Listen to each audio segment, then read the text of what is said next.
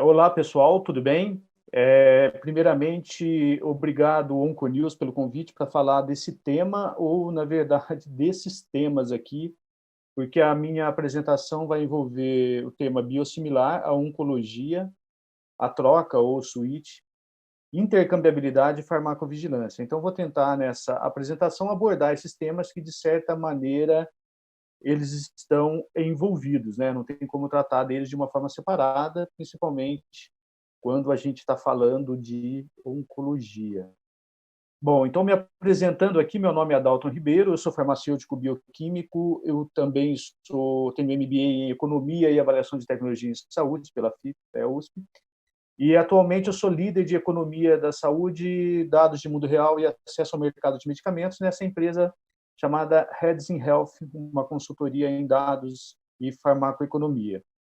Eu tenho uma experiência prévia em vigilância sanitária, eu sou especialista em gestão de vigilância sanitária e durante 10 anos eu fui diretor técnico do Departamento de Farmacovigilância do Centro de Vigilância Sanitária do Estado de São Paulo e também sou professor de pós-graduação e pesquisador na área de saúde baseada em evidências, que envolve essas áreas que, de certa maneira, eu atuo e atuei profissionalmente.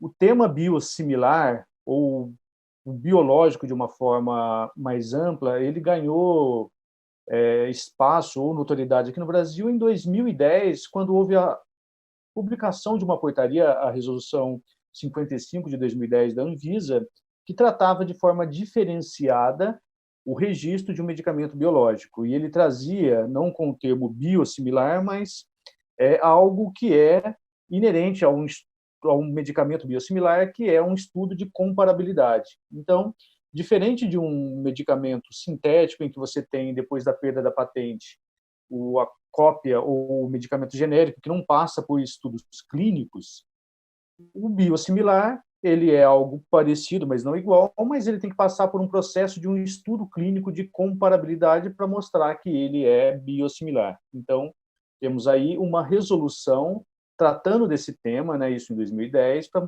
mostrar que é diferente do que vinha sendo praticado para os medicamentos. Agora ele enquadra numa categoria especial de registro regulatório.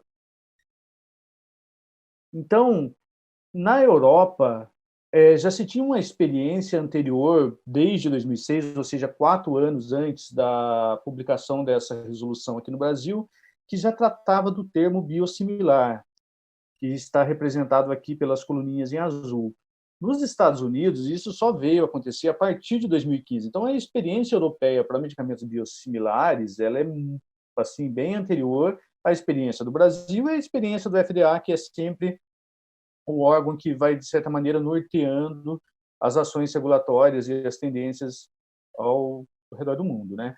Bom, a diferença aqui nesse momento, mostrado nesse gráfico, é que eram registrados medicamentos biológicos simples, que eram aquelas moléculas proteicas sem as cadeias de açúcares, que é o que caracteriza a categoria dos medicamentos chamados anticorpos monoclonais, e que também, esses medicamentos são usados hoje, os anticorpos monoclonais, que tratam o câncer. Então, essa categoria, que de certa maneira chama atenção porque ela é mais complexa, ela teve o seu primeiro registro na Europa em 2013. Então, em 2013, teve o primeiro registro de um medicamento anticorpo monoclonal biosimilar, mas aqui não era um medicamento oncológico, era um medicamento para tratar doença autoimune e inflamatória, mas já tinha um novo cenário, que era o primeiro registro de um medicamento anticorpo monoclonal biosimilar. Então, o mercado já olhou para isso de uma forma um pouco diferente, né? Porque agora nós temos uma experiência nova. E no Brasil, o primeiro medicamento anticorpo monoclonal biosimilar, ele foi registrado 2 anos depois da Europa. Então, se a gente comparar, não foi um tempo tão longe assim.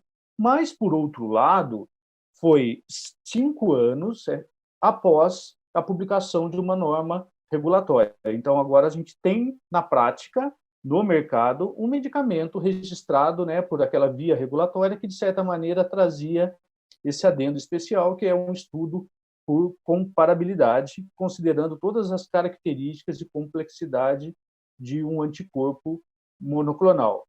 Então, aqui, nesse momento, veio à tona mesmo uma discussão que já tinha começado lá atrás, que era a intercambiabilidade.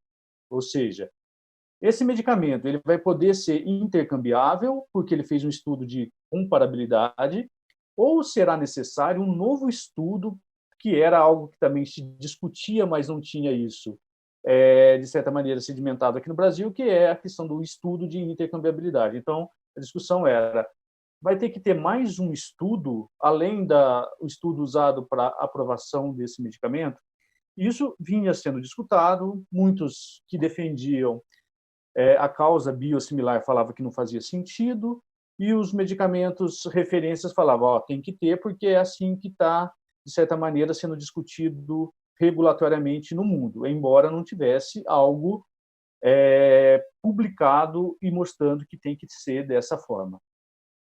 Então, quando a gente vai comparar o medicamento genérico, ele tem o mesmo princípio ativo, ele é idêntico, então eles, por lei que determina isso, já mostra que eles são intercambiáveis, eles não precisam passar por um estudo clínico.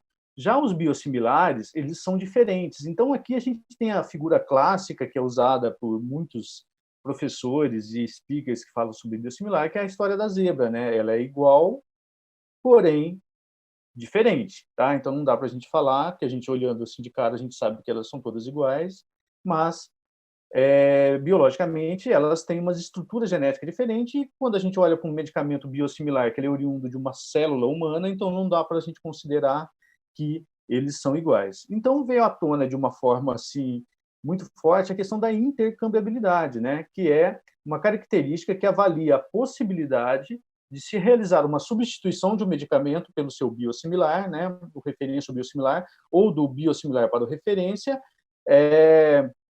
de uma forma segura, sem que tenha que o médico fazer essa decisão. Tá? Então, a intercambiabilidade remete à possibilidade do medicamento ser substituído pelo farmacêutico sem a intervenção do médico prescritor. Aquele medicamento ele tem um estudo que demonstra que ele é intercambiável.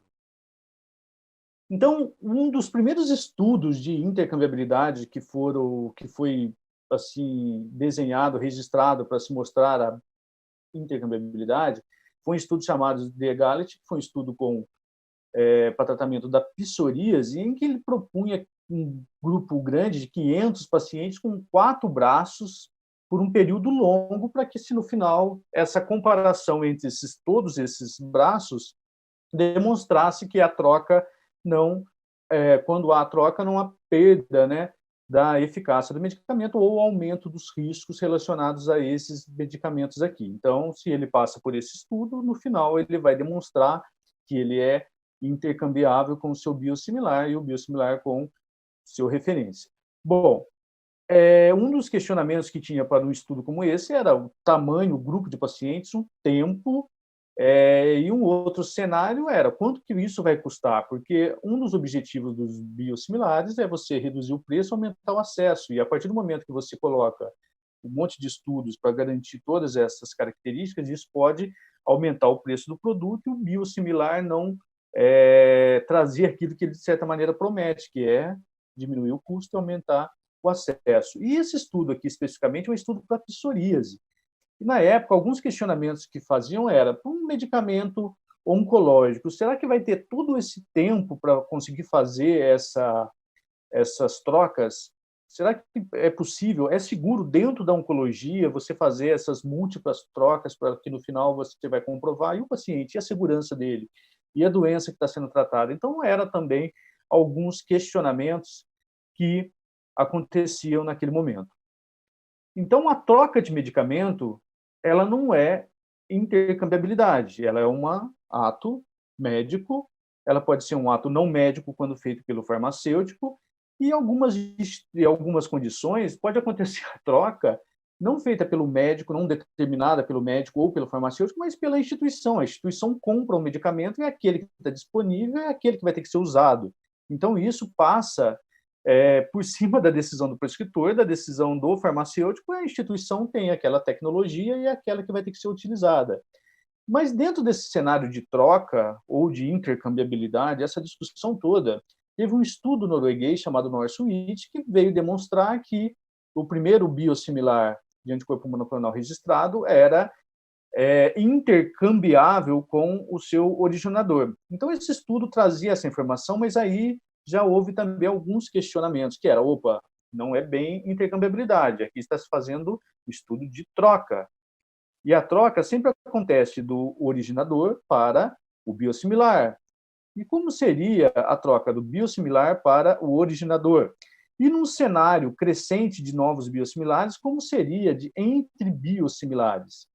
Então, um estudo de troca, novamente, não mostra que isso garante a intercambiabilidade. E na Europa, que foi o berço dos biosimilares e esteve à frente dos países, a Agência Europeia de Medicamentos deixou isso aberto. Cada estado tem autonomia para decidir se considera intercambiável ou como que vai ser a troca, ou se a partir do momento que é registrado, você pode usar esse medicamento porque ele passou por um estudo de comparabilidade.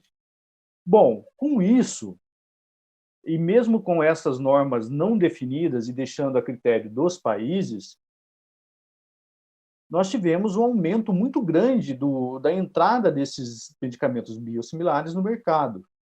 Tá? Então, esse gráfico aqui mostra na Europa, né, que os medicamentos biosimilares foram tomando esse mercado, assumindo cada vez mais, em alguns casos, acima de 70% do mercado. Ele é dominado pelo biosimilar por uma justificativa muito simples. Ele passou por um estudo clínico e esse medicamento é mais barato. O custo dele é menor e isso aumenta o acesso dos pacientes a essa tecnologia, principalmente se considerarmos a oncologia, que é, né, um cenário muito grave. Bom, só que olhando para isso, olhando para a tecnologia, olhando para o mundo, essa reportagem aqui foi bem interessante, que ela falou, ó, essa crescente onda dos biosimilares é um oceano azul para os mercados emergentes. E aqui também entra o Brasil nessa história. Né? Então, você está tendo uma experiência grande na Europa, por que isso não vai ser replicado em outros países do mundo, principalmente naqueles países emergentes em que você tem um certo pressão em relação à questão financeira para ter acesso de medicamentos e medicamentos tecnológicos que trazem um resultado melhor no tratamento aí das doenças. Bom, no meio dessa discussão toda em relação à intercambiabilidade, os medicamentos oncológicos começaram a ser aprovados, tá? Tanto na Europa quanto aqui no Brasil, como em 2017, ou seja, 10 anos, 7 anos depois da resolução tratando de biosimilares, tivemos o primeiro medicamento oncológico biosimilar, no caso do trastuzumab, aprovado aqui no Brasil. Bom, os Estados Unidos, que tem um sistema de saúde diferente do Brasil, ele determinou que tem que ser feito um estudo de intercambiabilidade para que o medicamento seja considerado intercambiável. Então, eles têm uma norma aprovada com critérios para que você consiga fazer essas múltiplas trocas, obviamente entre o referência e o biosimilar, mas não entre biosimilares e biosimilares, mas lá está definido, mas isso dentro de mercado privado. O Brasil não posicionou, embora nós tivéssemos todos esse timeline que eu passei aqui, de 2010, 2013, 2015 e agora 2017, não foi publicado uma norma pela Anvisa ou pelo Ministério da Saúde a respeito da intercambiabilidade, deixou isso numa nota técnica a cargo dos médicos, mas a gente viu que não necessariamente vai ser o médico o decisor sobre aquele medicamento se ele está dentro de uma instituição que comprou determinada marca. Bom, então a farmacovigilância vai ter um papel fundamental dentro desse processo relacionado aos biosimilares, e principalmente na oncologia. Então, a farmacovigilância, ela é importante num estudo desse medicamento que foi aprovado aqui no Brasil como o primeiro oncológico biosimilar. Ele traz dentro do estudo uma comparação entre os eventos adversos do referência e desse medicamento biosimilar.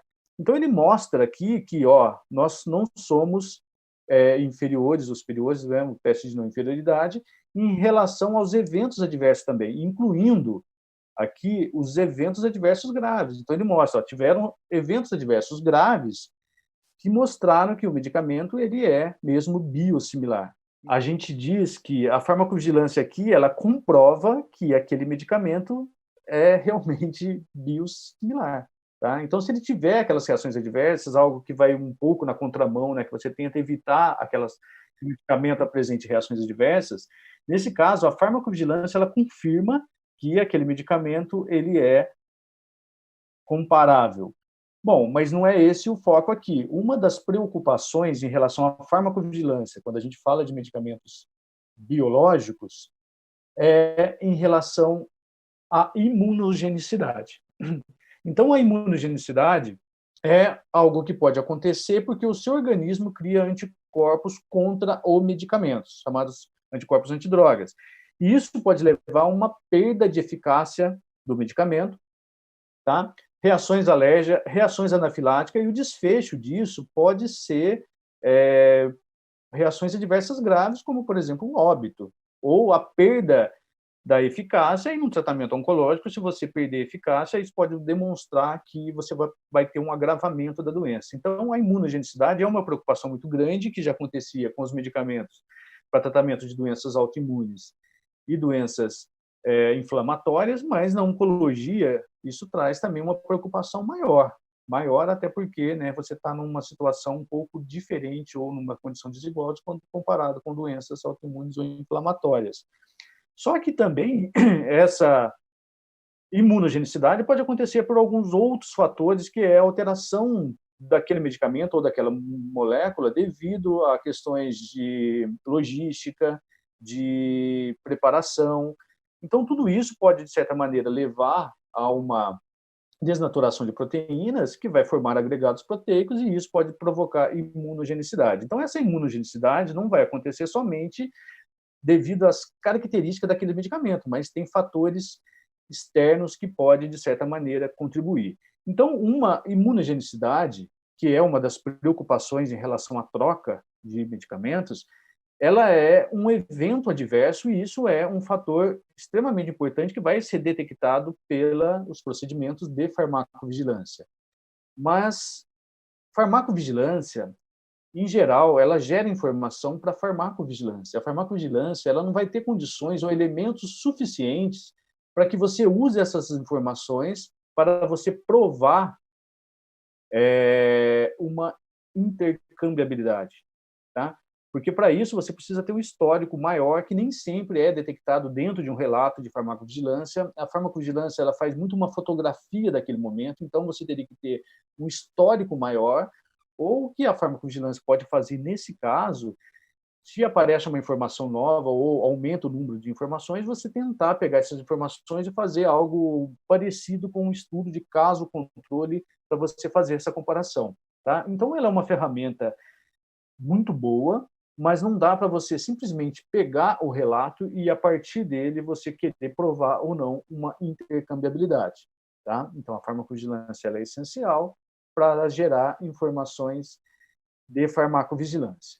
Bom, então, nesse cenário de biosimilares oncológicos, fazendo uma consulta ao site de registro de medicamentos da Anvisa ontem à noite, existem medicamentos oncológicos biosimilares registrados para cópias do Herceptin, do Avastin e do Mabdera. Então, os principais medicamentos oncológicos, ou os mais novos medicamentos anticorpos monoclonais registrados para doenças oncológicas aqui no Brasil, já tem cópias aprovadas. O trastuzumab tem 5 cópias,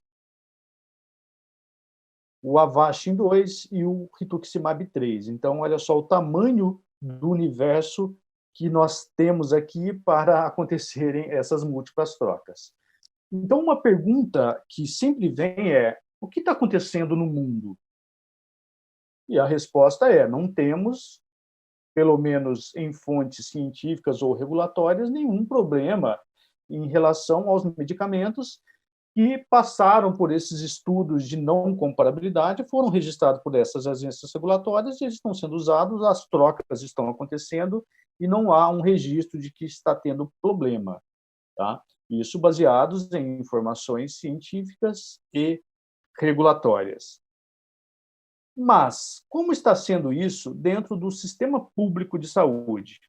Para o sistema público de saúde, existe uma portaria do SUS para aquisição de medicamentos, onde a escolha dos medicamentos registrados pela Anvisa passa por um processo de concorrência, ou seja, existe uma lei no Brasil que determina que deve ser adquirido o medicamento que tem o menor preço. Isso é uma lei. Tá? Então, se o medicamento está registrado, não existe uma diferença. Essa compra é baseada no critério chamado DCB, Denominação Comum Brasileira, que aquela é o que é adotado pela Anvisa para um registro de medicamento, e esse medicamento ele pode ser adquirido e usado. Um outro detalhe aqui que pressiona bastante também é a relação ao financiamento do Sistema Único de Saúde, com as medidas e leis que foram adotadas que impactaram e tiraram recursos ou limitaram recursos ao Sistema Único de Saúde. Então, num cenário como esse, em que você tem um impacto grande no financiamento da saúde, esses medicamentos têm um custo elevado para o sistema. Uma outra pergunta que fica é: qual seria a intenção do SUS em estabelecer que deve ser adquirido para o componente especializado da assistência farmacêutica medicamentos que passaram por estudos de intercambiabilidade, considerando todo esse cenário que eu demonstrei aqui, em que a gente não está tendo problema. E também tem um outro cenário aqui que é desse ano, que é o impacto econômico, social relacionado à Covid, né? Então a gente ainda vai ter uma pressão muito maior para os sistemas de saúde, um impacto financeiro, em que talvez a intercambiabilidade não vai se tornar algo preponderante nesse momento ou de prioridade para a discussão dentro do Sistema Único de Saúde. Uma dificuldade, talvez, que já acontece, que vai seguir acontecendo, é como que você vai monitorar isso no sistema público de saúde, se quando você olha para o SUS, ele não diferencia na aquisição, por exemplo, do trastuzumab, nós temos 6 opções, e lá dentro, no DataSUS, vai estar como trastuzumab. A gente não consegue fazer essa diferenciação ou olhar lá dentro para ver se está acontecendo essas trocas. Tá? Então, essa é uma dificuldade que nós temos de monitorar no sistema de saúde se está tendo algum problema ou não de acordo com a aquisição. A outra pergunta que fica é: e o sistema privado, ele está agindo de forma diferente? Não, tá? Porque o sistema privado, os planos de saúde, eles trabalham dentro da lógica de minimização de custo ou de custo-benefício. Então, se existe um medicamento, não tem nenhuma informação nas legislações que impeçam de que o plano de saúde compre o medicamento com um menor preço, ele vai ser praticado isso porque ele não está infringindo nenhuma norma, nenhuma lei. Então, o cenário que acontece dentro do Sistema Único de Saúde, ele também vai ser aplicado para o sistema privado. Nada impede que seja adotado, embora alguns planos de saúde façam tratamentos diferenciados em relação à troca. Bom, um dos problemas que a gente tem em relação ao sistema privado é o não acesso a essa informação para que nós tivéssemos possibilidade de avaliar o que está acontecendo dentro desse cenário. E um outro fator que pressiona também os sistemas para que a intercambiabilidade, o estudo da intercambiabilidade não se torne algo essencial nesse momento, é que vão chegando novas tecnologias no mercado. Então, em 2010, a tecnologia mais avançada era os anticorpos monoclonais, e hoje elas já têm uma concorrência que é a terapia por CAR T-cell e terapia gênica.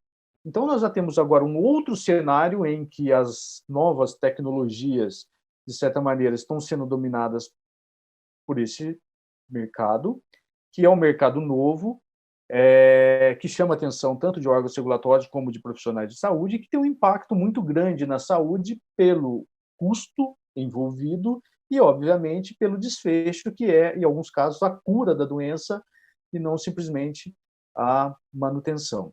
Tá? Então, a preocupação é grande e voltada para esses medicamentos, para esses custos, e os cenários dos biosimilares, de certa maneira, eles já estão sendo sedimentados dentro da prática clínica e farmacológica.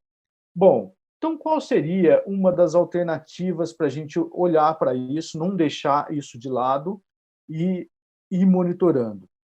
Seria você monitorar os dados de mundo real. Então, esses medicamentos que estão sendo usados, os dados têm que ser avaliados para que a gente consiga, de certa maneira, ir olhando, fazendo avaliações e chegar à conclusão, ó, está tudo bem, nós não temos estudos de intercambiabilidade, mas os dados de mundo real mostraram que não tem o impacto, tá? Pode seguir dessa maneira, ou uma decisão contrária a essa que eu disse, né? Que é você olhar e falar, ó, estão tendo os problemas, talvez seja necessário repensarmos a questão da intercambiabilidade. Então, eu acho que os dados de mundo real, nesse momento, vai trazer a evidência mais forte para podermos seguir. Estávamos certo ou estávamos certo, porém precisamos pensar alguns detalhes. Bom, na minha apresentação, acho que era isso, trazer à tona essa discussão em relação ao cenário da intercambiabilidade dentro da oncologia, e era isso que eu tinha para dizer nesta rápida apresentação. Muito obrigado pela atenção. Obviamente, se tiverem dúvidas, a Onconews saberá como conduzir a dúvidas de vocês e será um prazer respondê-las. Muito obrigado pela atenção.